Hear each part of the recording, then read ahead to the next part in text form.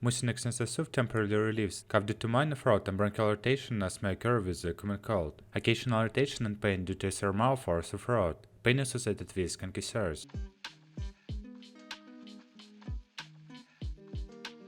How to use. Adults and children 12 years of age and over. Take 2 lozenges, one immediately after the other, and allow each lozenge to dissolve slowly in the mouth. May be repeated every 4 hours as needed.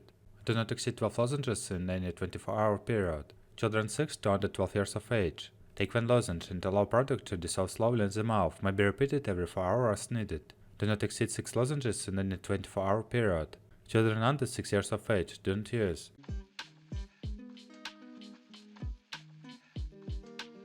Contraindications. Don't use if you are not taking a prescription monoamine oxidase inhibitor, certain drugs for depression, psychiatric or emotional conditions, or Parkinson's disease, or for 2 weeks after stopping the monoamine oxidase inhibitor drug. If you don't know if your prescription drug contains an monoamine oxidase inhibitor, ask a doctor or pharmacist before taking this product.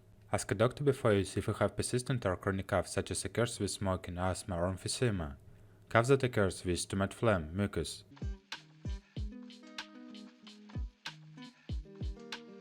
Warnings. Use of this product may cause methemoglobinemia, a serious condition that must be treated promptly because it reduces the amount of oxygen carried in blood. This can occur even if you have used this product before. Stop use and seek immediate medical attention if you or a child in your care develops pale, gray, or blue-colored skin, cyanosis, headache, rapid heart rate, shortness of breath, dizziness or lightheadedness, fatigue or lack of energy. Don't use this product if you have a history of allergy to local anesthetics such as procaine, butyricane, benzocaine, or other canine anesthetics.